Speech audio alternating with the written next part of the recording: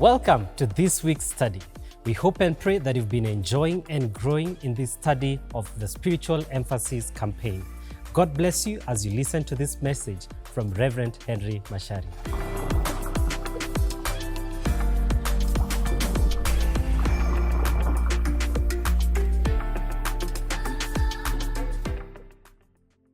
Yeah, it's dangerous, and the danger there is a wasted life.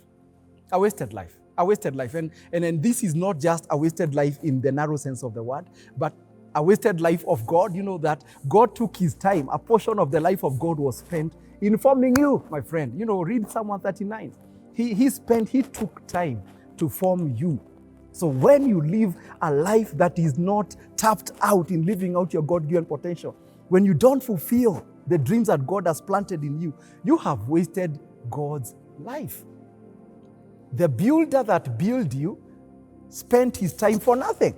So it's paradoxical that we can waste the time of God, a God who is timeless, his time is wasted. But yes, it is dangerous because you wasted God's time. Secondly, it's dangerous because you've wasted your own life. You've wasted your own life. You've been breathing for nothing. You've been using up oxygen for nothing. You've been occupying space here for nothing. So you've wasted your life. And then you've wasted the lives of other people because you are not created for yourself. Neither did the gift that God gave you. The abilities that God has given you, they are not for your own peke yake. They are supposed to be used for the benefit of other people. Ultimately, directly or indirectly. And so you living a life with unfulfilled dreams, you've wasted humanity. So there is more to your gift than yourself, my friend. There is more to your gift than yourself. Actually, I remember. I love riding. I love cycling. I have a bike, and we do cycle around our estate with my son. And this thing, every time I get on the bike, this picture comes to my mind. That life is like riding a bicycle. Life is like riding a bicycle. And this is the danger that I'm going to show you here. Life is like riding a bicycle.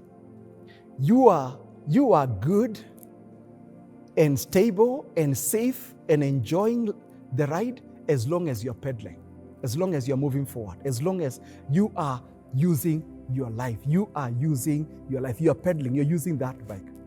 But the moment you stop pedaling, eventually the bike will stop. And eventually you will fall off the bike.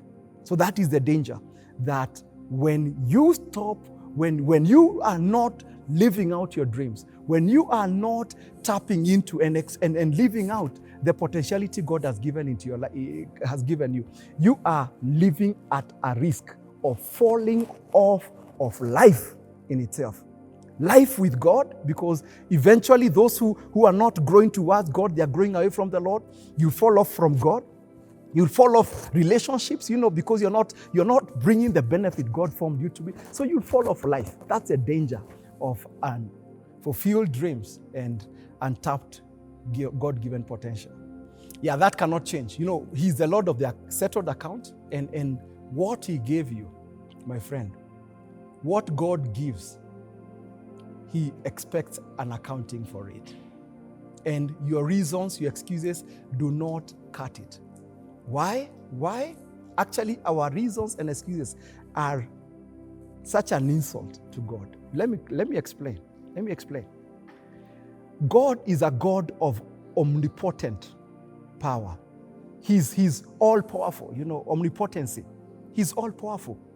And his desire is to give so much ability to you so that you can live out every commitment that he has called you to. He wants to enable you, he wants to empower you. And so imagine now how God feels.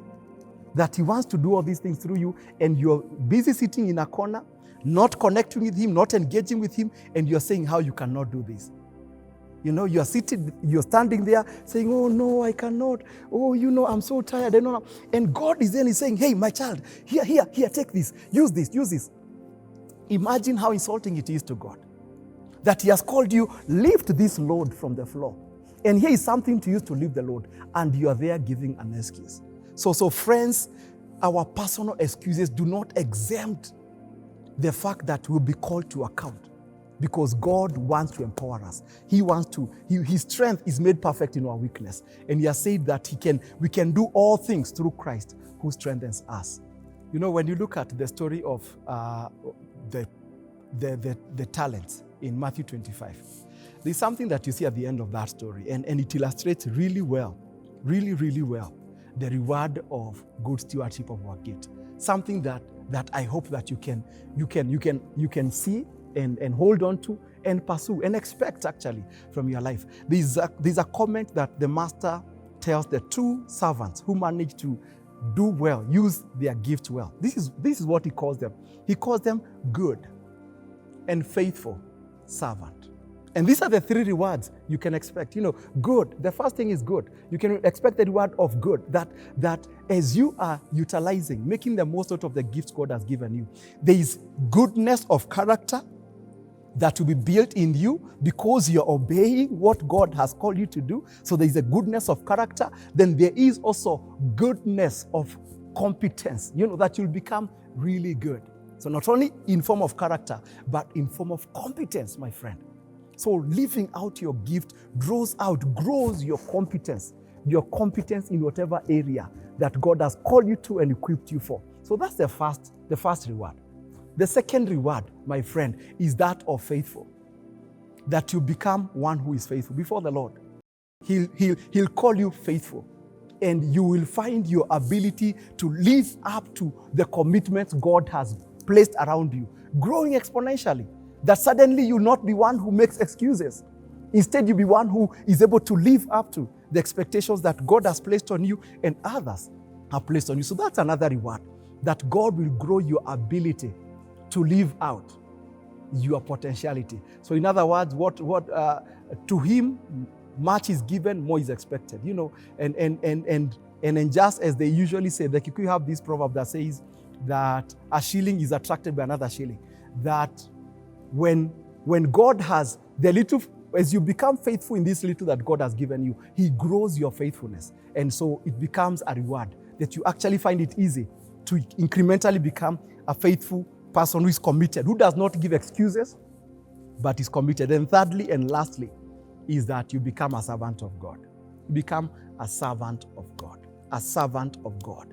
A servant of God. A servant of God is a humble person. So God eventually makes you, as you're obeying the Lord, living out what he has called you to do, being a water walker, you become a humble person. And then guess what? You know, humble people draw the blessing of God. God exalts the humble. So that's a great reward because humility keeps attracting God. You become a magnet for God. Humility will make you a magnet for God. So 3 key blessings of living out the gifts that God has given you. You become good in character, in competence. Then secondly, faithful, you grow in your ability to be committed. And then thirdly, you become a humble person who is a magnet for God. You know, a magnet for God. And God, as we all know, is the blessing that continues, is a gift that continues to give.